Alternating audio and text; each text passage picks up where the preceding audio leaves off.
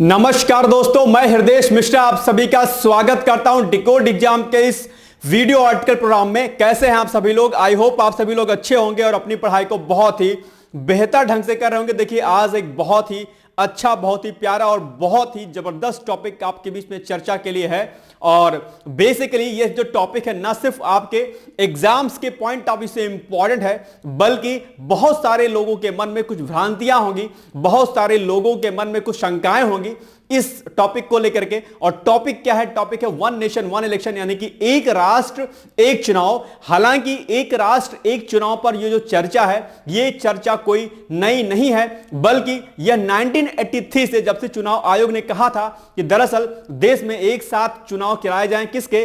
लोकसभा के साथ में राज्य विधानसभाओं के। तो ये मुद्दा बेसिकली नया नहीं है, लेकिन चर्चाओं में इसलिए है क्योंकि कुछ दिन पहले इस पर चर्चा हुई थी। और उसके बाद अभी हाल ही में क्या हुआ है, लोकसभा में एक राष्ट्र एक चुनाव के लिए बिल पारित किया गया है, यानी कि वहां पर इसको भेजा गया है। और वहां पर अब जो है इसको बेसिकली ज्वाइंट पार्लियामेंट कमेटी को भेज दिया गया है, ताकि वहां पर इस पर जो कुछ इसके फायदे नुकसान हो, बाकी सभी चीजें देख करके फिर इसको आगे बढ़ाया जा सके। ठीक है, तो आज बेसिकली हम लोग इस पर चर्चा करेंगे। बहुत ही अच्छा टॉपिक है ये। और यह वीडियो न सिर्फ जो परीक्षा की तैयारी कर रहे विद्यार्थी हैं उनके लिए है, बल्कि वो हर उस व्यक्ति के लिए है जिसके मन में कुछ ना कुछ शंकाएं हैं। चाहे वो व्यक्ति शहर में रहने वाला हो, चाहे वो ग्रामीण क्षेत्र में रहने वाला हो, चाहे वो किसी कस्बे में रहता हो, क्योंकि चुनाव का संबंध तो बेसिकली सभी व्यक्तियों से होता है और इसका फायदा तो हर एक व्यक्ति को मिलता ही मिलता है। तो इसीलिए आज हम चर्चा इस पर करेंगे लगातार, और बहुत ही इंटरेस्टिंग ये वीडियो हमारा होने वाला है। हालांकि इसके पहले हमने एक वीडियो इस पर कराया हुआ था, एक लेक्चर ऑलरेडी हमने इस पर कराया हुआ है, लेकिन आज पुनः से चूंकि लोकसभा में बिल पारित किया गया है, बिल को सबमिट किया गया था, तो इसी के परिप्रेक्ष्य में, इसी के रेफरेंस में आज हम लोग इस पर विस्तृत रूप से चर्चा करेंगे। तो सबसे पहले तो आपसे मेरी रिक्वेस्ट यही है कि वीडियो को आप लोग ज्यादा से ज्यादा लोगों तक शेयर कर दीजिएगा, जो परीक्षा की तैयारी कर रहे हैं उनको भी, और जो परीक्षा की तैयारी नहीं कर रहे होंगे उनको भी आप लोग यह वीडियो भेज दीजिएगा। क्योंकि बहुत सारे लोगों के मन में, एक जो अनपढ़ व्यक्ति है, जो पढ़ा लिखा नहीं है, शिक्षित नहीं है, उसके मन में भी कहीं ना कहीं वन नेशन वन इलेक्शन अर्थात एक राष्ट्र एक चुनाव को लेकर के भ्रांतियां हो सकती हैं। और एक जो पढ़ा लिखा व्यक्ति है उसके मन में भी कई प्रकार की भ्रांतियां उत्पन्न हो सकती हैं। तो आज इन सभी भ्रांतियों, इन शंकाओं से कुछ थोड़ा सा हम लोग पर्दा उठाने की कोशिश करेंगे, और कोशिश करेंगे कि इसके क्या कुछ फायदे और क्या कुछ नुकसान है, इस पर हम लोग विस्तृत रूप से चर्चा करेंगे। तो आइए बिना देरी के आज के सेशन को स्टार्ट करते हैं। और थंबनेल में क्या लिखा है कि एक राष्ट्र एक चुनाव, और जनता पर इसका बेसिकली क्या प्रभाव पड़ेगा, यानी कि जो पब्लिक है उस पर इसका क्या प्रभाव पड़ेगा, उसके मुद्दे कहां तक जो है तर्कसंगत होंगे, उसके मुद्दों पर क्या प्रभाव पड़ेगा, उसके बाकी चीजों पर क्या कुछ प्रभाव पड़ेगा, इस पर हम लोग चर्चा करेंगे। लेकिन अगर हम लोग एग्जाम्स के पॉइंट ऑफ व्यू से अगर हम लोग इस पर चर्चा करते हैं, तो ये बेसिकली आपका जो यूपी पीसीएस और यूपीएससी का जो पेपर सेकंड है सामान्य धन मुक्त परीक्षा में, पॉलिटी का जो सेक्शन है, उसी टॉपिक यानी कि उसी विषय से ये बेसिकली संबंधित है। तो आप लोग इस टॉपिक को आप अपने सामान्य अध्ययन द्वितीय प्रश्न पत्र था जीएस सेकंड पेपर से इसको आप लोग कोरिलेट कर सकते हैं पॉलिटी वाले विषय से। और आइए हम लोग इस पर चर्चा करते हैं। तो कुछ एक बिंदुओं पर चर्चा करेंगे। बहुत लंबा वीडियो नहीं होगा, लेकिन इंटरेस्टिंग वीडियो होगा। मुझे उम्मीद है, मुझे पूरी उम्मीद है कि यह वीडियो आपको, अगर आप देखेंगे तो बहुत सारी भ्रांतियां जो हैं आपकी आज क्या हो जाएंगी, शॉर्ट आउट हो जाएंगी। राइट, चलिए सबसे पहली बात, चर्चाओं में भाई साहब क्यों है? तो अभी हमने आपको बताया कि अभी हाल ही में लोकसभा में वन नेशन वन इलेक्शन, यानी कि एक राष्ट्र एक चुनाव के लिए 129वां संविधान संशोधन विधेयक 2024 और इसके साथ में ही केंद्र शासित प्रदेश संविधान संशोधन विधेयक 2024 को पारित किया गया है। यानी कि वहां पर इसको जो है रखा गया है लोकसभा में, इस पर चर्चा हुई है। आप सभी लोग अगर पार्लियामेंट का सेशन देखते होंगे तो वहां पर आप लोगों ने खूब चर्चाएं इसके विषय में देखी होंगी। तो चर्चाओं में इसीलिए अभी तक इस पर चर्चा हो रही थी, लेकिन अभी कल परसों में क्या हुआ है कि इसमें लोकसभा में इसको जो है रखा गया था। ठीक है, तो इसलिए चर्चाओं में है। ये क्या है basically one nation one election? आप सभी लोगों को पता होगा कि लोकसभा और विधानसभा, जो राज्य विधानसभाएं होती हैं, उनके चुनाव को एक साथ कराने की प्रक्रिया है एक राष्ट्र एक चुनाव। यानी कि राष्ट्र हमारा एक है, तो एक बार में ही चुनाव होना चाहिए, बजाय इसके कि हर विधानसभा का चुनाव अलग अलग समय पर होता रहे। और इसको लेकर के बहुत सारी दिक्कतें आती हैं, आप सभी लोग इससे परिचित होंगे। खासकर जो प्राथमिक शिक्षक होंगे, ठीक है, वो इससे बहुत ज्यादा लोड फील करते हैं, क्योंकि बार बार उनकी जो ड्यूटी है वो इलेक्शंस में लगाई जाती है, चुनाव में लगाई जाती है, कभी जो है जनगणना में लगा दिया जाएगा, कभी किसी और अन्य क्षेत्र में लगा दिया जाएगा। तो ये सारी चीजें दरअसल उनकी समस्याएं हैं, उन पर भी हम लोग अभी चर्चा आगे करेंगे। ठीक है, तो ताकि लोकसभा का चुनाव हो और विधानसभा का चुनाव जो हो वो क्या हो, एक साथ में हो जाए, यही ये टॉपिक है। और इसके अलावा अगर हम बात करते हैं तो आप सभी लोग को पता होगा कि एक राष्ट्र एक चुनाव पर क्या कुछ बेहतर हो सकता है, क्या कुछ किया जाना चाहिए। इसके लिए केंद्र सरकार ने एक समिति का गठन किया था, आप सभी लोग जानते होंगे। समिति किसके अंडर जो है इसका गठन किया गया था, तो आप जानते होंगे जो पूर्व राष्ट्रपति हमारे हैं रामनाथ कोविंद जी, उनके तत्वाधान में एक समिति का गठन किया गया था। सितंबर 2023 में उस समिति का गठन किया गया था और मार्च 2024 में दरअसल समिति ने अपनी रिकमेंडेशन, अपनी रिपोर्ट को केंद्र सरकार को सबमिट किया और समिति ने बहुत प्रकार की अनुशंसाएं दी, बहुत प्रकार की रिकमेंडेशन दी, जिसको केंद्र सरकार ने माना और आगे इस पर कार्रवाई करते हुए लोकसभा में इसको जो है रखा गया। तो आइए हम लोग इस पर चर्चा करते हैं। तो सबसे पहली बात, किस समिति की अनुशंसा पर जो है ये सारा काम हो रहा है, तो रामनाथ कोविंद समिति। ठीक है, याद रखिएगा, आपकी परीक्षा के दृष्टिकोण से बहुत इंपॉर्टेंट है।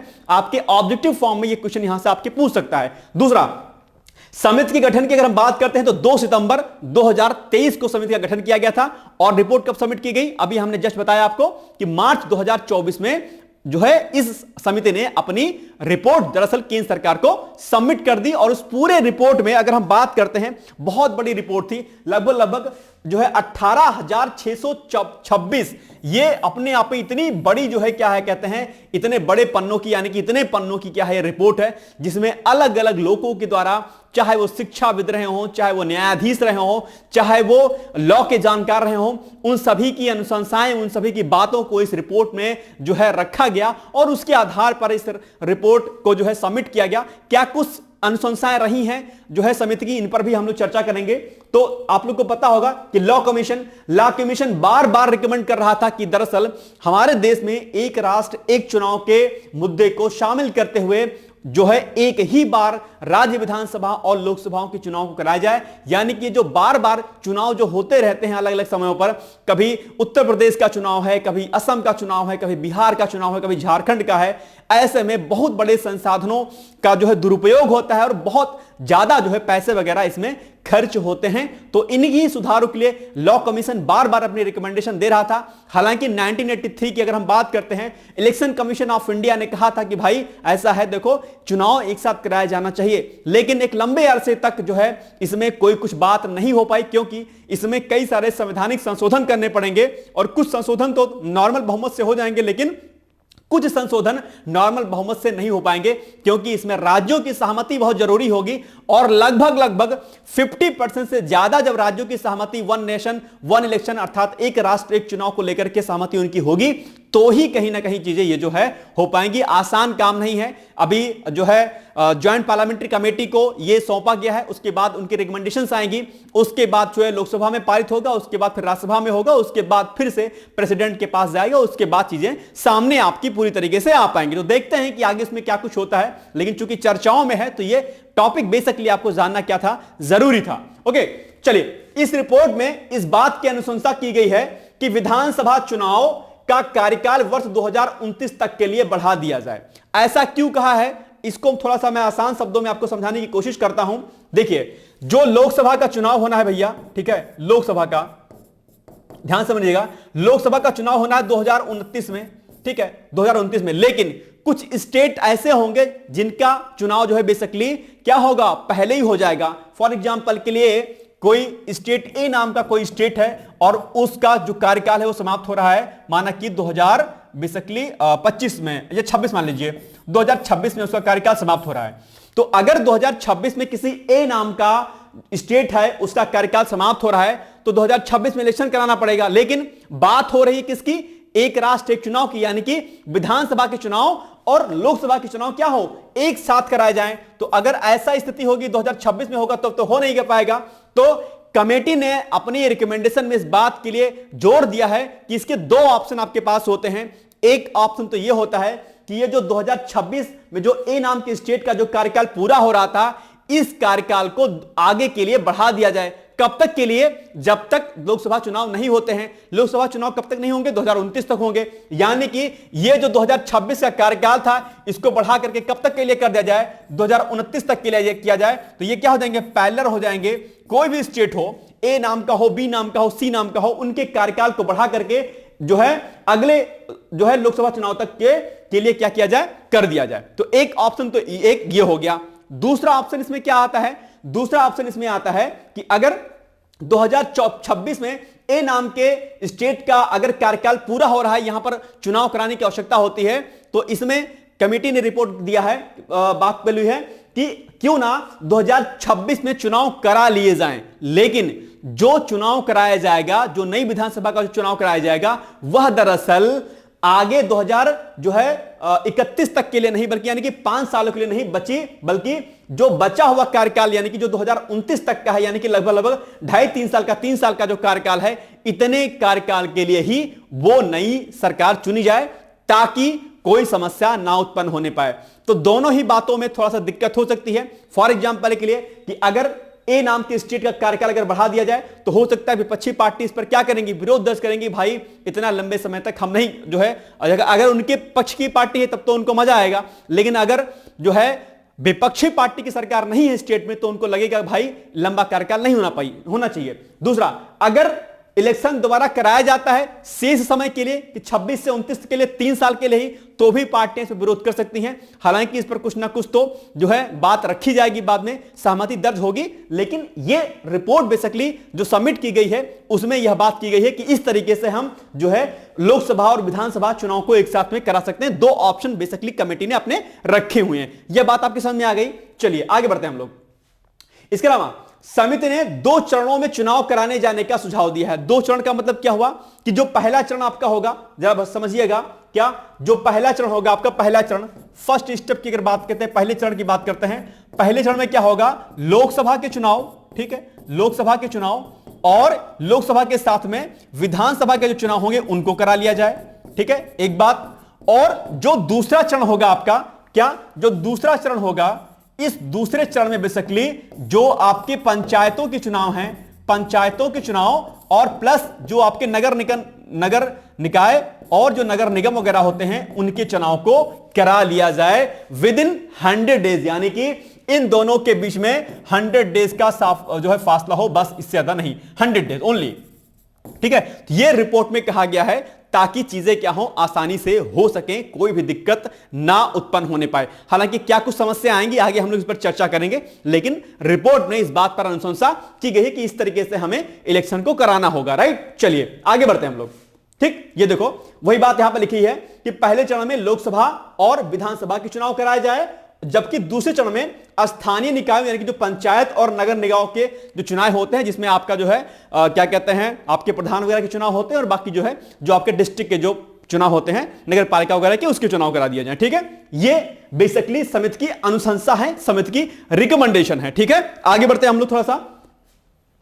अब अगर बात करते हैं कि कितनी राजनीतिक पार्टियों का समर्थन है इस मुद्दे को लेकर के, सिंपल सी बात है, कोई मुद्दा अगर आता है तो मोस्टली आजकल देखा जा रहा है कि विपक्षी पार्टी अंगेज में जाती है, भले ही कैसा मुद्दा हो, ठीक है। हालांकि यह मुद्दा राजनीतिक में यहां पर नहीं कर रहा हूं, लेकिन कई बार क्या होगा, आपने देखा होगा कि कई सारे मुद्दों पर जहां पर विपक्षी पार्टी को सपोर्ट करना चाहिए, वहां पर भी कई बार क्या होता है कि सपोर्ट नहीं किया जाता है, ठीक है। हालांकि करना चाहिए, लोकतंत्र है अपने आप में, ठीक है। तो 32 जो राजनीतिक पार्टियां हैं उनके द्वारा एक राष्ट्र एक चुनाव नीति को क्या किया गया है, समर्थन दिया गया है कि भाई हम आपके सपोर्ट में हैं, आप एक राष्ट्र एक चुनाव का जो मुद्दा है इसको सम्मिलित करिए और बेसिकली इसको जो है आप आगे बढ़ाइए, क्योंकि जो वर्तमान सरकार है, ठीक है, इन्होंने अपने मैनिफेस्टो में इस बात के लिए जोर दिया था कि हम जब सरकार में आएंगे, सत्ता में आएंगे, तो 1 नेशन 1 इलेक्शन पर बात होगी और इसको जो है जारी किया जाएगा, यानी कि इसको माना जाएगा, ओके। तो वही चीजें हो रही हैं। इसके अलावा अगर हम अन्य पार्टियों की बात करते हैं, यानी कि 15 जो अन्य राजनीतिक पार्टियां हैं, ये बेसिकली इसके विरोध में है, यानी कि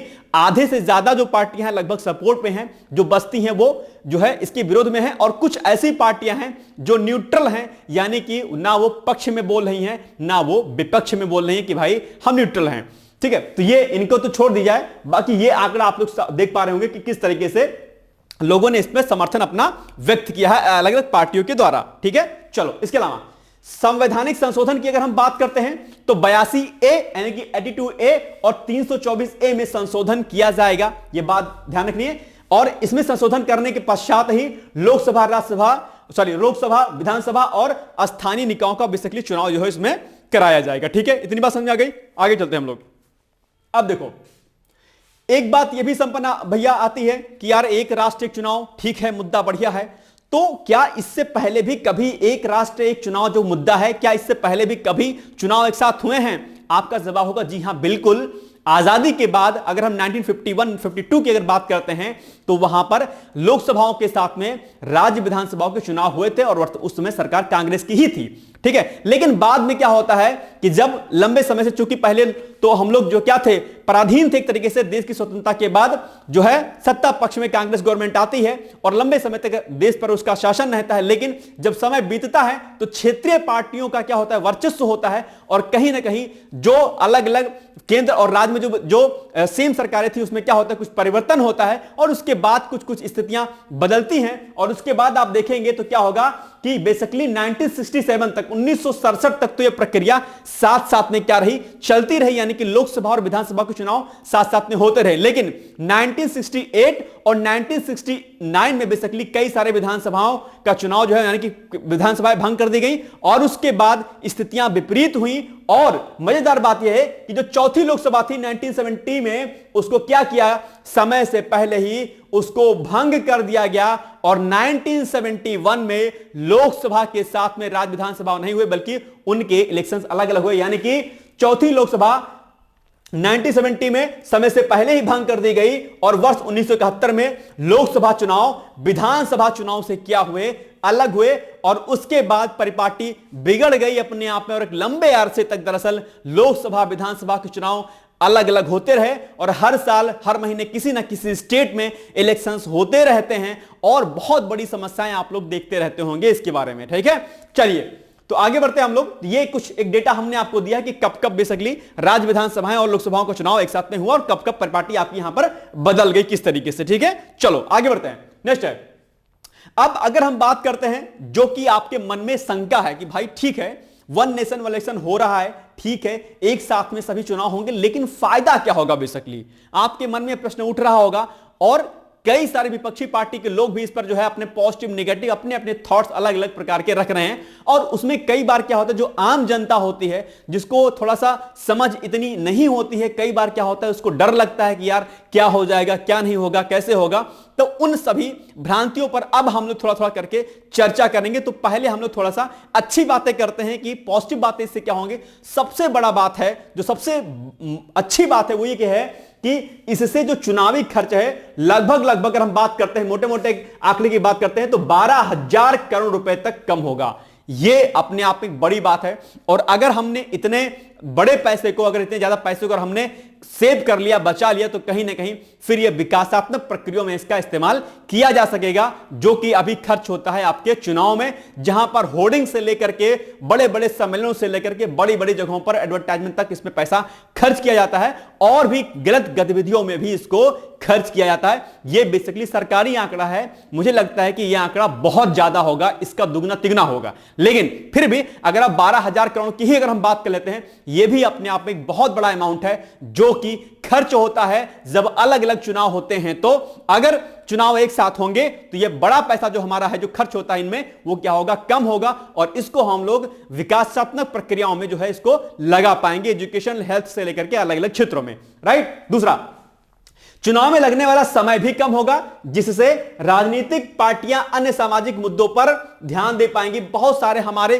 सोशल इश्यूज होते हैं, चाहे वो पॉवर्टी का हो, चाहे वो अनएम्प्लॉयमेंट का हो, चाहे वो हेल्थ का हो, ये सभी सोशल जो इश्यूज आपके होते हैं इन पर राजनीतिक पार्टियां ध्यान नहीं देती हैं, क्योंकि अलग अलग स्टेट में जो है चुनाव होते रहते हैं, नगर निकायों के चुनाव होते रहते हैं और पार्टियां जो होती हैं वो अपने भाषण को देने में, अपने अपने मैनिफेस्टो को बनाने में अपना बहुत बड़ा समय खर्च करती हैं और ऐसे में जो सामाजिक मुद्दे हैं, जिसका कर्तव्य है राजनीतिक पार्टियों का उन सामाजिक मुद्दों पर ध्यान दें और जनता के हित में कार्य करें, लेकिन ऐसा हो नहीं पाता है। बेसिकली वो अपना ज्यादा से ज्यादा समय क्या करती हैं, ज्यादा से ज्यादा समय अपना चुनाव में खर्च करती हैं। किसको पार्टी में शामिल करना है, किसको पार्टी में शामिल नहीं करना है, किसको तोड़ना है, किसको जोड़ना है, दल बदल जैसे जो गतिविधियां हैं वो भी आपको देखने को मिलती हैं और एक बड़ा माहौल भी जो है क्या कहते हैं इसमें लगा रहता है। और अब सबसे बड़ी बात है जिसको हम फोर्थ पिलर कहते हैं, कौन, लोकतंत्र का फोर्थ पिलर, मीडिया। मीडिया भी कहीं ना कहीं इन्हीं इलेक्शंस के जंजाल में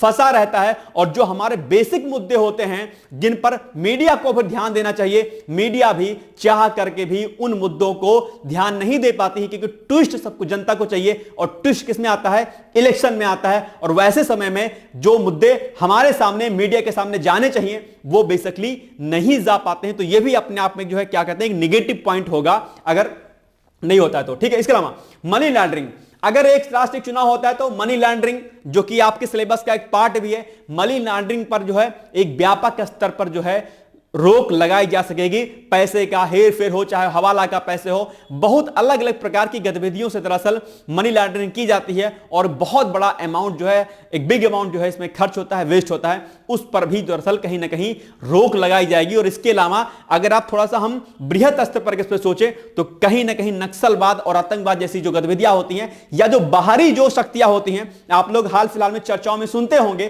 कई सारे रिपोर्ट्स, कई सारे विदेशी ताकतें जो है कहीं ना कहीं इलेक्शन को प्रभावित करने का प्रयास करती हैं, उसमें एक बड़ा अमाउंट जो है पैसे के रूप में, धन के रूप में और अलग अलग हथियारों के रूप में जो है इस पर खर्च किया जाता है। तो ये सारी गतिविधियां जो कि इंटरनल सिक्योरिटी अर्थात जो आंतरिक सुरक्षा को भारत के कहीं ना कहीं थ्रेट करती हैं, कहीं ना कहीं इंपैक्ट करती हैं, उन सारी आंतरिक सुरक्षाओं से संबंधित जो गतिविधियां होंगी उन पर भी कहीं ना कहीं रोक लगाई जा सकेगी। और रोक न सिर्फ वन नेशन वन इलेक्शन के परिप्रेक्ष्य में लगाई जा सकेंगे, बल्कि अगर आप देखेंगे तो जब चुनाव होता है तो क्या होता है कि जो हमारी सुरक्षा एजेंसियां होती हैं वो इन्हीं चुनाव में क्या रहती हैं, व्यस्त रहती हैं। लेकिन जब 5 साल में एक बार चुनाव होगा तो ये जो हमारी जो सुरक्षा एजेंसियां हैं वो क्या रहेंगी, खाली रहेंगी, और ये अपना काम जिसके लिए इनको बनाया गया है, बेसिकली नक्सलवाद से लेकर के अलग अलग तरीकों को रोकने के लिए, उन पर ये बेहतर ढंग से जो है काम कर पाएंगे। इसके अलावा चाहे वो डिस्ट्रिक्ट मजिस्ट्रेट हो, चाहे वो एसपी हो, चाहे पीसीएस अधिकारी डीवाईएसपी या फिर एसडीएम हो, वो विकासात्मक प्रक्रियाओं में ज्यादा ध्यान दे पाएंगे, और गुड गवर्नेंस अर्थात जो सुशासन की जो संकल्पना है वह बेसिकली क्या हो जाएगी, साकारित हो जाएगी, जो कि सरकार का काम भी है कि सुशासन को, अर्थात अगर हम इसको दूसरे परिप्रेक्ष्य में कहें तो राम राज्य की जो संकल्पना है वह साकारित हो सकती है। राम राज्य टर्मिनोलॉजी मैंने यूज की है, इसको धार्मिक दृष्टि से आप लोग मत देखिएगा। राम राज्य का संकल्प का मतलब है सुशासन, क्या सुशासन, यानी कि जिसको हम गुड गवर्नेंस कहते हैं, जहां पर शिक्षा, स्वास्थ्य, रोजगार, इन सभी मुद्दों पर एक रूपता हो, सभी लोग समान रूप से आगे बढ़ सकें, शैक्षणिक रूप से, स्वास्थ्य की दृष्टि से। तो ये सारी गतिविधियां दरअसल राम राज्य की संकल्पना के अंतर्गत आती हैं, जिसको हम मॉडर्न लैंग्वेज में सुशासन अर्थात हम गुड गवर्नेंस कहते हैं। ठीक है, तो ये चीजें पॉसिबल हो पाएंगी अगर एक राष्ट्र एक चुनाव के मुद्दे को साकारित आगे कर दिया जाता है तो। ठीक है, चलिए इसके अलावा बार बार आचार संहिता लग जाती है भाई साहब, खतरनाक चीज है ये, आप लोग जानते होंगे। और इसका दर्द बेसिकली अगर मैं कहूं तो जो हमारा यूथ है, जो पढ़ने वाले अभ्यर्थी हैं, हम आप जैसे जो लोग हैं, इससे बड़े स्तर पर क्या होते हैं, प्रभावित होते हैं। जब स्टेट इलेक्शन आने वाले होते हैं, हमारे मन में बहुत बहुत बड़े लड्डू फूकते हैं, जो है फूटते हैं कि भाई इलेक्शन होने वाला है, मुख्यमंत्री जी अब तो पक्का जी वैकेंसी लाएंगे, पक्का लाएंगे। एक लंबे समय से हम इसका इंतजार करते रहते हैं, लेकिन दरअसल ऐसा होता नहीं है। बहुत कम वैकेंसी आती है, वो भी फंस जाती है या फिर दुनियादारी में जो है चली जाती है, कोर्ट में चली जाती है।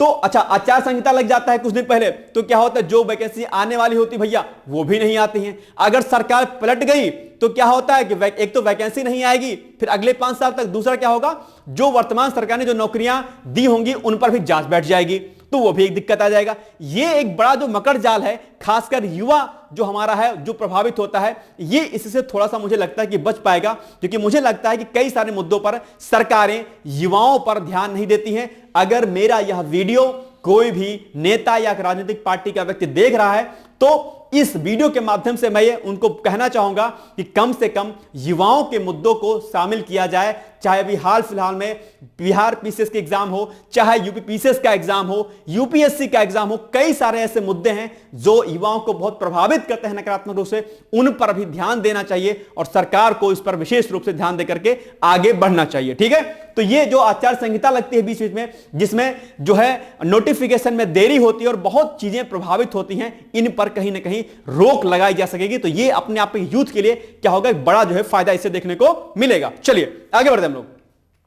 इसके अलावा अगर हम लोग बात करते हैं कुछ बड़ी आर्थिक जो एजेंसियां हैं, जैसे आपका फिक्की का नाम आपने सुना होगा, इसके अलावा सीआईआई हो गया, एसओएचएम हो गया, जैसे जो व्यापारिक जो संगठन हैं, इन लोगों ने basically one nation one election को क्या किया है, सपोर्ट किया है। यह भी अपने आप में थोड़ा सा सपोर्टिव है केंद्र सरकार के लिए कि इन बड़ी जो व्यापारिक संगठन है इन्होंने इसका क्या किया है, सपोर्ट किया है। राइट, चलिए आगे बढ़ते हैं।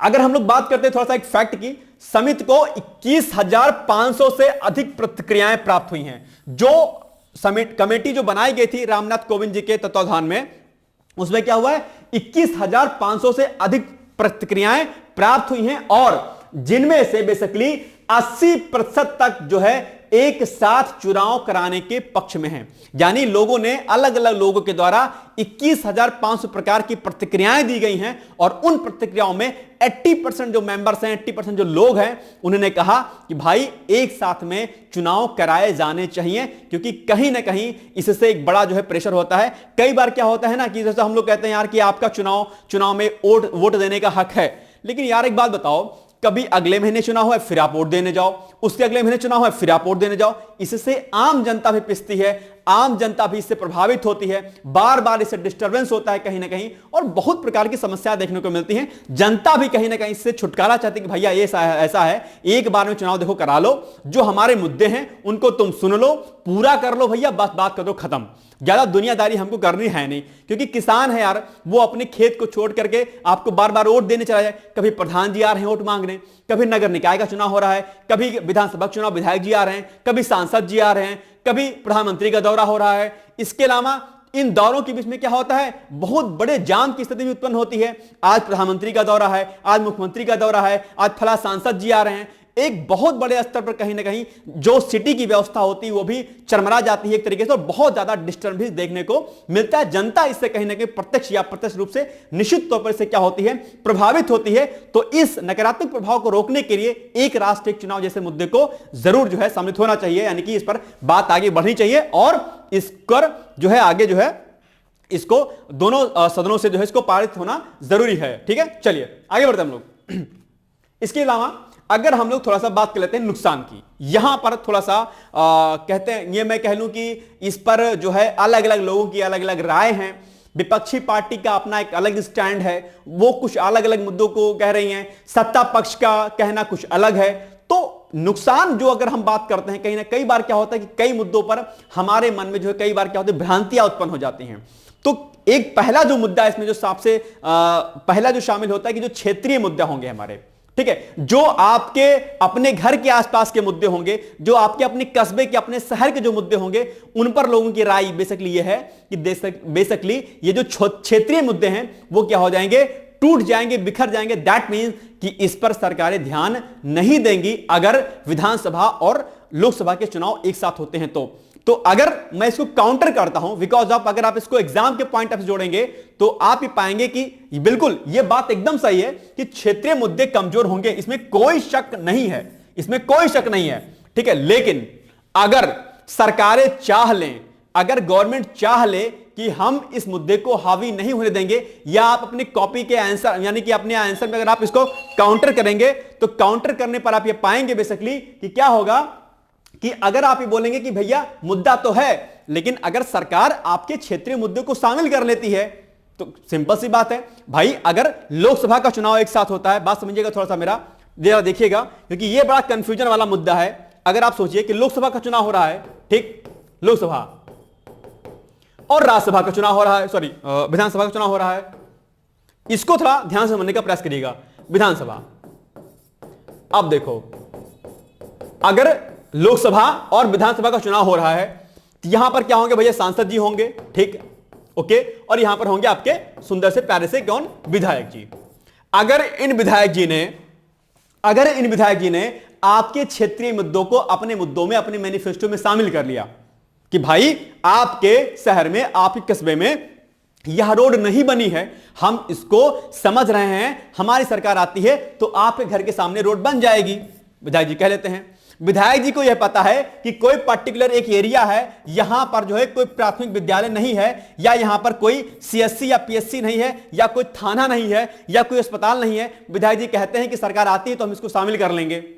विधायक जी कहते हैं, आप विधायक जी किसी गांव में जाते हैं, वहां पर तालाब नहीं बना हुआ है, वहां पर जल की व्यवस्था नहीं है, या वहां पर कुछ अन्य क्षेत्रीय मुद्दे शामिल हैं गांव के, विधायक जी कहते हैं कि ठीक है, हमने आपके मुद्दे को देख लिया है, हम इसको जो है शॉर्ट आउट कर देंगे। तो अगर सरकार चाह लेती है, यानी कि जिसको आप चुनने जा रहे हैं, अगर वह व्यक्ति पढ़ा लिखा है, अवेयर है, तो डैम श्योर है, यह निश्चित है कि वो आपके क्षेत्रीय मुद्दों पर नजर रखेगा और निश्चित है कि वो आपकी इस क्षेत्रीय मुद्दों को शॉर्ट आउट करने का प्रयास करेगा जरूर। ठीक है, तो ये ऐसा नहीं है कि ऐसा नहीं होगा। इस पर काउंटर, उस पर क्या होता है कि 5 साल के बाद इलेक्शन अगर होगा तो फिर क्षेत्रीय मुद्दे टूट जाएंगे, बिखर जाएंगे, इस पर ध्यान नहीं दिया जाएगा, ऐसा नहीं है। अगर क्षेत्रीय मुद्दे को हम पहले ही शामिल करवा लें कि भाई इसको आप करोगे नहीं तो 5 साल बाद तो फिर से चुनाव होगा ना भैया, तो डरेगा तो अगला वाला भैया यार, अगर हमने काम नहीं किया तो फिर 5 साल बाद तो क्या होगा। तो ऐसा नहीं है कि क्षेत्रीय मुद्दे छूट जाएंगे। हां, डर है, इस पर कोई शक नहीं है, निश्चित तौर पर इस पर डर है कि क्षेत्रीय मुद्दे छूटेंगे पीछे, लेकिन ऐसा नहीं है। अगर सरकार की मंशा होती है, अगर जो इलेक्शन लड़ने वाला व्यक्ति है, अगर वह समझदार है, पढ़ा लिखा है, उसकी संवेदनाएं आपके साथ हैं, तो निश्चित तौर पर आपके क्षेत्रीय मुद्दों को शामिल किया जाएगा और कोई वो नहीं है कि आपके क्षेत्रीय मुद्दे छूट जाएंगे पीछे। ठीक है, तो ये थोड़ा सा इस पर आप लोग थोड़ा काउंटर करने का प्रयास करिएगा इसको। ठीक है, दूसरा, राजनीतिक पार्टियों की दूरी बढ़ेगी जनता से। यह भी बात सही है कि बिल्कुल सही बात है। ऐसा अभी क्या होता है कि आज अभी लोकसभा का चुनाव है, नेताजी तुरंत खट खट खट खट क्या करेंगे, आपके सामने जो है आ जाएंगे मुस्कुराते हुए बढ़िया तरीके से, सर जी हाथ जोड़ के खड़े हो जाएंगे, सर जी जो है इलेक्शन है वोट दीजिएगा। ठीक है, तो बार बार आपके दरवाजे पर आते रहेंगे, चाहे वो सांसदी का चुनाव हो, चाहे विधायक का चुनाव हो, चाहे कोई अन्य चुनाव हो। लेकिन अगर 5 साल में इलेक्शन होगा तो क्या होगा कि नेताजी जो होंगे, नेताजी होंगे, ये एकदम से बढ़िया मदमस्त हो जाएगा, फॉर्च्यूनर गाड़ी, जैसे इलेक्शन लड़ेंगे जीतेंगे वैसे फॉर्च्यूनर गाड़ी निकालेंगे और आराम से बढ़िया मदमस्त हो जाएंगे। फिर आपको परमिशन लेनी पड़ेगी भैया इनसे मिलने के लिए, नेताजी मिलना है आपसे, नहीं तो नेताजी खुद ही आते थे आपके घर में। लेकिन 5 साल का अगर इनके पास वो मिल गया, बैरिटी मिल गई, भैया आप तो 5 साल बाद ही आएंगे आपके घर, तो ये कहीं ना कहीं जनता से इनकी दूरी बढ़ेगी। लेकिन ऐसा नहीं है। ठीक है, अब ऐसा नहीं है इसलिए मैं ऐसा कह रहा हूं बिकॉज ऑफ अगर राजनीति में युवा वर्ग आता है, इस मुद्दे को थोड़ा सा मैं मोड़ने की कोशिश करता हूं। अगर राजनीति में, अगर पॉलिटिक्स में अगर अच्छे व्यक्ति आते हैं, जो आपके इलाके में जो पढ़ा लिखा व्यक्ति हो, आप उसको चुनाव करिए, उसका चुनाव करिए। आप धर्म के नाम पर जो है, आप जाति के नाम पर, संप्रदाय के नाम पर, क्षेत्रवाद के नाम पर जो है आप इलेक्शन में जो खड़े हुए लोग होते हैं उनको आप वोट मत दीजिए। और यह आपकी नैतिक जिम्मेदारी है। जब तक आप जाति धर्म के नाम पर वोट देंगे, जब तक जाति धर्म के नाम पर वोट मांगे जाएंगे, तब तक जो है ये समस्याएं बनी रहेंगी। इसके लिए जरूरी होता है कि आप अपने में से किसी ऐसे व्यक्ति को चुनें जो आपके मुद्दों को समझता हो, जिसकी संवेदनाएं, जिसकी भावनाएं आपके साथ जुड़ती हो, उस व्यक्ति को आप जिताइए। डैम श्योर है कि वह व्यक्ति आपकी संवेदनाओं को समझते हुए आपकी क्षेत्रीय मुद्दों को उठाने का प्रयास जरूर करेगा। तो ऐसा नहीं है, डर है नो डाउट, लेकिन अगर व्यक्ति अच्छा है तो डैम श्योर है कि वो आपके मुद्दों को जरूर सुनेगा। राइट, चलिए इसके अलावा विधानसभा के बीच में भंग होने की चिंता, यह भी एक टेंशन रहती है। हालांकि रिपोर्ट में यही कहा गया कि अगर ऐसा कुछ होता है, विधानसभा चुनाव अगर होता है, मतलब अगर रद्द होता है बीच में, तो फिर बचे हुए कार्यकाल के लिए आप इलेक्शन कर सकते हैं, कोई इसमें समस्या नहीं होने वाली। लेकिन चूंकि राजनीति एक ऐसी चीज है कि उसमें उठापटक तो लगी रहती है, तो बीच में समस्याएं हो सकती हैं, लेकिन ऐसा नहीं कि शॉर्ट आउट नहीं होगा। मैं काउंटर करते हुए इसको चल रहा हूं कि ये मुद्दे हैं नेगेटिव, लेकिन इसको हम लोग शॉर्ट आउट कर सकते हैं। तो इसमें मेरे कहने का मतलब है कि इसमें कोई भ्रांति नहीं होनी चाहिए आपकी तरफ से। राइट, इसके अलावा राष्ट्रीय मुद्दों पर ज्यादा जोर, ये एक पॉइंट बड़ा है। अभी आप लोग वर्तमान सरकार की अगर बात करते हैं, केंद्र सरकार में है, राष्ट्रीय मुद्दों पर बहुत हावी रहती है। हालांकि हावी होना भी चाहिए, राष्ट्र प्रथम है, उसके बाद कुछ अन्य मुद्दे हैं, लेकिन राष्ट्र प्रथम के साथ में क्षेत्र भी प्रथम है, गांव भी प्रथम है, गांव के अंतिम पायदान पर बैठा हुआ व्यक्ति भी क्या है, जरूरी है। इसलिए राष्ट्र प्रथम का मुद्दा तो बिल्कुल जरूरी है, लेकिन राष्ट्र प्रथम के साथ में भारत के अंतिम गांव का अंतिम व्यक्ति वो भी प्रथम है आपके लिए, उस पर भी आपकी ध्यान होना चाहिए।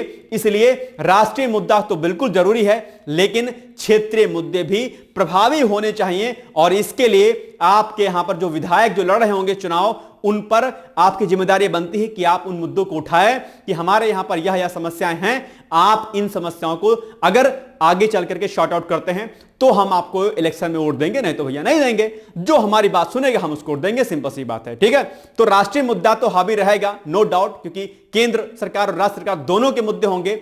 चाहे अब राष्ट्र की अगर बात करते हैं तो चाहे चाइना और भारत की सीमा विवाद का हो, पाकिस्तान के साथ विवाद हो, कई मुद्दों पर जो है अलग अलग राष्ट्रों के साथ कुछ मुद्दे हो जाते हैं, जैसे हाल ही में मालदीव का मुद्दा हो गया, श्रीलंका का मुद्दा हो गया। ये सब मुद्दे रहेंगे नो डाउट, क्योंकि इलेक्शन होना है, लोकसभा का विधानसभा का साथ होना है, तो ये मुद्दे रहेंगे। लेकिन इन मुद्दों के साथ साथ में क्षेत्रीय मुद्दे भी जरूरी हैं, यह बात भी, इस पर भी जो है ध्यान देना चाहिए। जो भी इलेक्शन लड़ता है, सरकारें जो भी आती हैं, वो इनको निग्लेक्ट नहीं कर सकती हैं। यानी कि राष्ट्र के साथ में अंतिम पायदान पर खड़े व्यक्ति भी उसके लिए प्रथम होना चाहिए। यह बात भी, जैसे नारा सरकार क्या देती है, सबका साथ सबका विकास। तो अगर सबका साथ सबका विकास की बात करती है तो सरकार को इस बात पर जोर देना चाहिए कि हमें हर जाति धर्म मजहब संप्रदाय के लोगों को साथ में लेकर चलना है, चाहे वो गरीब तबके का व्यक्ति हो, चाहे किसी जाति धर्म का व्यक्ति हो, हमें राष्ट्र के साथ में उसको भी साथ में लेकर चलना है। ठीक है, चलिए आगे बढ़ते हैं हम लोग। दूसरा, एक साथ चुनाव करने का औचित्य क्या है। ये कुछ अच्छे पॉइंट हैं जो आपके एग्जाम के लिए बहुत जरूरी हैं। इन सभी को हेडिंग वाइज आप लोग नोट डाउन कर सकते हैं और अपनी कॉपी में अच्छे तरीके से इसको लिख सकते हैं आप लोग। ठीक है, पहला मुद्दा क्या है, शासन में निरंतरता को बढ़ावा। यह एक इंपॉर्टेंट पॉइंट है। शासन में निरंतरता होगी। अभी क्या होता है कि अलग अलग पार्टियां इलेक्शंस में लगी रहती हैं, शासन पर उनका विशेष जोर नहीं हो पाता है। ऐसे में क्या होता है, जो विकासात्मक जो गतिविधियां होती हैं, जो प्रोग्राम एंड पॉलिसी जो इंप्लीमेंट होनी होती हैं, वो नहीं हो पाती हैं। यानी कि कोई योजना बनी लेकिन उस योजना को सही रूप से क्रियान्वित नहीं करने का प्रयास किया जाता है, क्योंकि सरकारें कहीं ना कहीं इलेक्शंस में बिजी रहती हैं। दूसरा, नीतिगत निर्णय लेने में देरी नहीं होगी।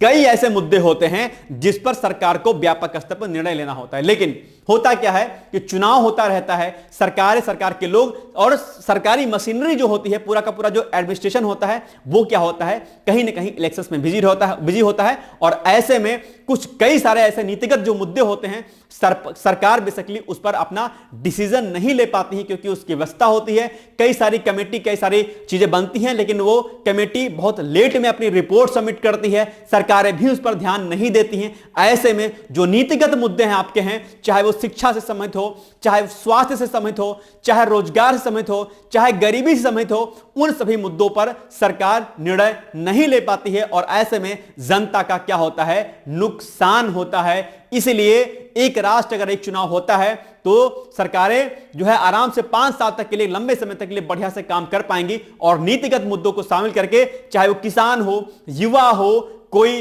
मजदूर हो, कोई श्रमिक हो, उन सभी मुद्दों पर, दरअसल उनके नैतिक मुद्दों पर सरकार काम कर पाएगी और उनके लिए सरकार बेहतर ढंग से काम कर पाएगी। और इससे कहीं ना कहीं जो सामाजिक जो सरोकारिता की बात होती है, सामाजिक सहकारिता की बात होती है, वो चीजें हो पाएंगी बढ़िया तरीके से। ठीक है, चलिए इसके अलावा संसाधनों को कहीं और इस्तेमाल नहीं किया जा सकेगा। अभी आप लोग जानते होंगे, चाहे गवर्नमेंट जो रिसोर्सेज हों उनका इस्तेमाल अलग अलग जगहों पर किया जाता है, उन पर भी रोक लगाई जा सकेगी।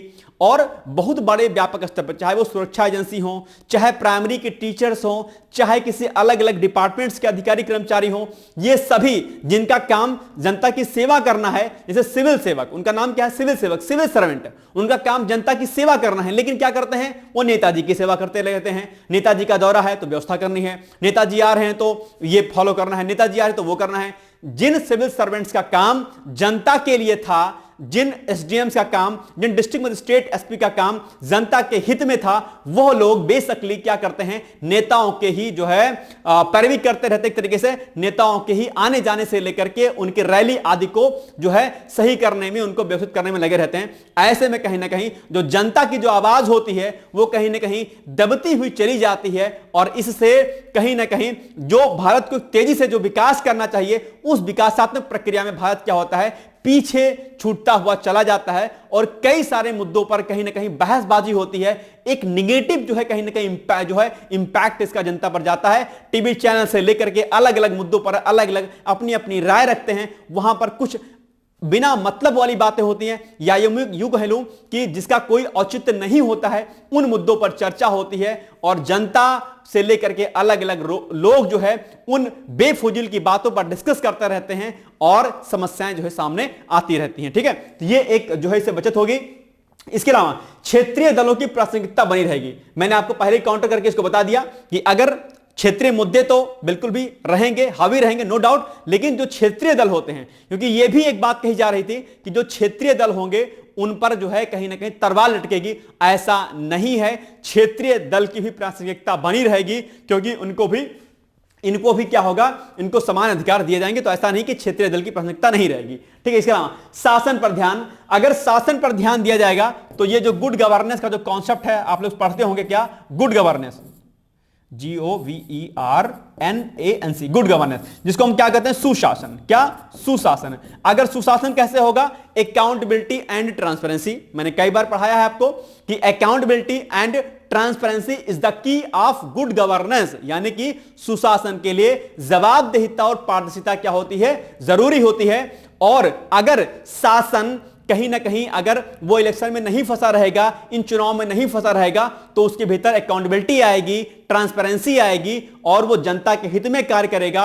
और जब वो जनता के हित में कार्य करेगा तो जितनी भी सरकारी योजनाएं होंगी उनका सही रूप से क्रियान्वयन हो सकेगा और योजनाओं के सही रूप से क्रियान्वयन होने के फलस्वरूप जनता में खुशहाली आएगी, चाहे वो मुद्दा किसानों का हो, कृषकों का हो, युवाओं का हो, श्रमिकों का हो या किसी अन्य का हो। उन सभी मुद्दों को जो है शामिल करते हुए उन पर योजनाएं बनाई जाएंगी और योजनाओं को सही रूप से क्रियान्वित किया जाएगा, जिसका लाभ सामने देखने को मिलेगा। ठीक है। इसके अलावा वित्तीय बोझ में कमी, बहुत बड़ा पैसा इलेक्शन में लगाया जाता है। ठीक है, चाहे वो कर्मचारियों की ड्यूटी लगानी हो या फिर इसके अलावा पूरी की पूरी व्यवस्था करनी हो, बहुत बड़ा संसाधन, बेसिकली बहुत बड़ा वित्तीय बोझ कहीं ना कहीं ये सरकार पर आता है। इससे समस्याएं उत्पन्न होती हैं और जो पैसा जो है जनता के हित में लगना चाहिए, जो पैसा रोजगार को बढ़ाने में लगना चाहिए, जो पैसा स्वास्थ्य की वृद्धि में करना हो चाहिए, एम्स बनाने में करना चाहिए, मेडिकल कॉलेज बनाने में करना चाहिए, वो पैसा क्या होता है? दुरुपयोग होता है और इससे बहुत बड़े जो है वित्तीय बोझ का सामना सरकार को करना पड़ता है। ठीक है, ये सब चीजें क्या होंगी, इसमें बेसिकली इन पर जो है सुधार होगा। ये सारे पॉइंट जो हमने आपको बताए बड़े अच्छे पॉइंट हैं, आप इसको अपने एग्जाम में मेंस के पॉइंट ऑफ व्यू से इसको लिख सकते हैं और आपके लिए भी है। तो अगर मैं इसको थोड़ा सा कंक्लूड करने की कोशिश करता हूं थोड़ा सा, तो आप ये पाएंगे बेसिकली कि जनता की जो डिमांड है बेसिकली वो डिमांड क्या होगी? फुलफिल होगी। ऐसा नहीं है कि अगर एक राष्ट्र एक चुनाव होता है तो जनता के जो नीतिगत मुद्दे होते हैं, जो क्षेत्रीय मुद्दे होते हैं, वो पीछे छूट जाएंगे। ऐसा नहीं होगा। इसलिए आप लोग के दिमाग में ये बिल्कुल भी नहीं होना चाहिए कि क्षेत्रीय मुद्दे इससे क्या होंगे? छूट जाएंगे या क्षेत्रीय दलों की जो प्रभाविता होगी वो कम होगी। ऐसा नहीं है। कुछ नेगेटिव थॉट्स बिल्कुल हैं, नेगेटिव पॉइंट जरूर हैं, लेकिन अगर जो इलेक्शन लड़ने वाला जो व्यक्ति है अगर वो इन क्षेत्रीय मुद्दों को शामिल करता है और बाकी चीजों पर फोकस करता है तो निश्चित तौर पर चीजें क्या होंगी? क्लियर होंगी। बाकी ऐसा भी तो नहीं है कि पहली बार ऐसा होगा। ऑलरेडी तो एक साथ में चुनाव राज्यसभा के, विधानसभा के पहले भी लोकसभा विधानसभा के हो चुके हैं, तो ऐसे में इसमें कोई समस्या मुझे नहीं लगता कि इस पर होनी चाहिए। बाकी आप अपनी प्रतिक्रिया बहुत ही सकारात्मक रूप से दे सकते हैं, आपका स्वागत है। देखते हैं कि इस पर मुद्दे पर आपकी क्या राय है और क्या इसमें कुछ अच्छा होगा। ठीक है, तो ये सारी बातें थी जो आपको जाननी और समझनी थी। मुझे लगता है कि कुछ कुछ चीजें क्लेरिफिकेशन आपके दिमाग में आया होगा। बाकी इससे डरने की आवश्यकता नहीं है। आप अगर परीक्षार्थी हैं तो आपके लिए टॉपिक बहुत ही इंपॉर्टेंट हो जाता है, बहुत ही महत्वपूर्ण हो जाता है। कई प्रकार के प्रश्न यहां से बन सकते हैं। इस पर हालांकि हमने जो है आर्टिकल कराया था, लेकिन मैंने सोचा एक बार इस पर और हम लोग थोड़ा सा चर्चा इस पर कर लेते हैं। ठीक है, तो परीक्षार्थी अगर आप किसी एग्जाम की तैयारी कर रहे हैं तो आपको डरना नहीं है। आपके मुद्दे भी कहीं ना कहीं, युवाओं के जो मुद्दे होंगे, सरकारी नौकरी से लेकर के अलग अलग जो मुद्दे होंगे, वो भी इसमें कहीं ना कहीं सुधारात्मक दृष्टि से देखने को मिलेंगे, क्योंकि आचार संहिता का जो मुद्दा होता है कहीं ना कहीं हावी रहता है इन सारे नोटिफिकेशन वगैरह पे, तो नोटिफिकेशन नहीं आता है। ओके, तो ये अच्छी बात होगी। बाकी अगर आप किसान हैं, श्रमिक हैं, तो भी आपको डरने की आवश्यकता इस पर नहीं है। मुझे लगता है कि सरकार इस पर जो है व्यापक स्तर पर काम करेगी और जो चीज फंसी रहती है, सिंपल सी बात है, ऐसे प्राइमरी टीचर हैं बेचारे, अब उनका काम क्या है? उनका काम है बेसिकली बच्चों को पढ़ाना, उनका काम है बच्चों को अच्छी नीतिगत बातें बताना, उनका काम है बच्चों के अंदर मूल्यों का समावेशन करना, उनके अंदर अच्छे अच्छे वैल्यूज को डालना, लेकिन वो फंसे कहीं और रहते हैं। कभी जनगणना में लग जाएंगे, कभी चुनाव में लग जाएंगे, कभी नगर निकाय का चुनाव, कभी नगर निगम का, कभी विधानसभा का, कभी लोकसभा का चुनाव, तो वो बेचारे कुछ कर ही नहीं पाते हैं। उनको रखा गया पढ़ाने के लिए, लेकिन वो कहीं और जो है कार्य करते हैं। इस पर अमित शाह जी ने अभी स्टेटमेंट दिया था लोकसभा में, आप लोगों ने देखा होगा शायद। ठीक है, कि प्राइमरी टीचर का आधा समय जो है इसी में लगा रहता है बेसिकली, तो वो समय बचेगा। और प्राइमरी टीचर ही नहीं बल्कि अलग अलग अधिकारी या कर्मचारी जिनका काम जनता की सेवा करना होता है, वो इन्हीं में फंसे रहते हैं। ऐसे में कहीं ना कहीं जनता का, किसान का, युवा का, श्रमिक का, मजदूर का बहुत नुकसान होता है। तो इससे जो है क्या होगा? छुटकारा मिलेगा। ठीक है, तो इससे सभी को फायदा होगा निश्चित तौर पर। बाकी सकारात्मक नकारात्मक चीजें हमेशा बनी रहती हैं। बस ये है कि सरकार नकारात्मक बिंदुओं पर ध्यान देते हुए उसको दूर करने का प्रयास करे। बाकी स्वागत योग्य कदम है, हमारे दृष्टिकोण से तो स्वागत योग्य कदम है। बाकी आप अपनी राय जरूर कमेंट बॉक्स के माध्यम से लिख सकते हैं, लेकिन सकारात्मक कमेंट कीजिएगा, अच्छे कमेंट करिएगा, गुस्से में, फ्रस्ट्रेशन में ऐसी कोई बात मत लिखिएगा, क्योंकि बेसिकली ये आर्टिकल हमारे परीक्षार्थियों के लिए था, जिनके लिए इंपॉर्टेंट है। तो अगर आप एक परीक्षार्थी हैं तो उसके लिए आपके सामने प्रीम्स में यानी कि प्री में एक क्वेश्चन पूछा जाएगा, और वही क्या, वो रहेगा कि एक राष्ट्र एक चुनाव निम्नलिखित में से किस समिति की अनुशंसाओं पर आधारित है। यह आपके लिए प्रश्न है आज का, और मैं उम्मीद करता हूं कि इस प्रश्न का उत्तर आप लोग जरूर देंगे। यह प्रश्न हमने लास्ट वाले आर्टिकल में भी आपसे पूछा था। मैं उम्मीद करता हूं कि आज यह प्रश्न आप जो है इसका उत्तर जरूर देंगे कि बेसिकली ये जो एक राष्ट्र एक चुनाव है ये किस समिति के रिकमेंडेशन पर है। तो ये आपको बताना है, रामनाथ कोविंद समिति, अमित शाह समिति, गडकरी समिति या फिर रंगराजन समिति। ठीक है, चलो आगे बढ़ते हैं। अब इसी टॉपिक पर अगर मुख्य परीक्षा में प्रश्न आता है तो वह कैसा पूछा जाएगा, आइए देख लेते हैं जरा। पहला प्रश्न क्या बनेगा आपके सामने, एक राष्ट्र एक चुनाव से जनता के अवसरों पर क्या प्रभाव पड़ेगा, समीक्षात्मक टिप्पणी कीजिए। यानी कि जनता को क्या क्या अवसर मिलेंगे, क्या क्या उससे अवसर वो खो देंगे, इस पर आपको अपनी राय रखनी है। सकारात्मक नकारात्मक जो है दोनों लिख सकते हैं, क्योंकि यहां पर आपको शॉर्ट नोट्स लिखना है एक तरीके से, समीक्षात्मक टिप्पणी लिखनी है, यानी कि क्रिटिकल एग्जामिन करना है एक तरीके से आपको। ठीक है, तो यहां पर सकारात्मक और नकारात्मक बिंदु आप लिख सकते हैं। यहां पर दूसरा, एक राष्ट्र एक चुनाव से आप क्या समझते हैं, और लोकसभा और राज्य विधानसभाओं के चुनाव कराना कहां तक तर्कसंगत है, समीक्षात्मक टिप्पणी इस पर भी आपको करनी है। यह प्रश्न ऑलरेडी हमने आपको आर्टिकल में पिछले दिया था, यह वाला प्रश्न हमने आपको अभी नया डाला है कि जनता पर इसका बेसिकली क्या प्रभाव पड़ेगा। तो मोटा मोटा हमने आपको बता दिया कि जनता में खुशहाली आएगी, जनता के जो मुद्दे जो पीछे छूट जाते हैं उस पर सरकार काम करेगी, क्षेत्रीय मुद्दे हमेशा से हावी रहेंगे, ऐसा नहीं रहेगा कि क्षेत्रीय मुद्दे जो है ब्रेक हो जाएंगे, और एक बड़े जो है संसाधनों की बचत होगी, और सरकार और एडमिनिस्ट्रेशन यानी कि प्रशासन जो है, शासन जो है जनता के हित में काम कर पाएगा, और जनता निश्चित तौर पर इससे खुशहाल होगी। तो ये एक कुछ मुद्दा था जो हमने आपसे चर्चा करना था। आई होप कि आपको ये आर्टिकल अच्छा लगा होगा। अगर अच्छा लगता है तो छोटा सा लाइक कर दीजिएगा, और साथ ही साथ में आप लोग जो है वीडियो को ज्यादा लोगों तक शेयर भी कर दीजिएगा। तो ये हो गया हमारा आर्टिकल। इसी तरीके से हम लोग डेली कुछ ना कुछ करते रहेंगे, यानी कि आर्टिकल के माध्यम से जो नीतिगत मुद्दे होते हैं, जो सामाजिक मुद्दे होते हैं, उन पर हम लोग चर्चा करते रहेंगे। आपके सुझाव, आपके कमेंट्स का मुझे इंतजार रहेगा। बाकी मिलेंगे हम लोग अगले दिन, तब तक के लिए मस्त रहिए, व्यस्त रहिए। यूपीपीसीएस 2024 का जो एग्जाम है उसके लिए आप सभी लोग को अग्रिम शुभकामनाएं हैं। आप सभी लोग पढ़ते रहिए, मस्त रहिए, व्यस्त रहिए। ऑल द बेस्ट है। Thank you so much, bye bye, take care.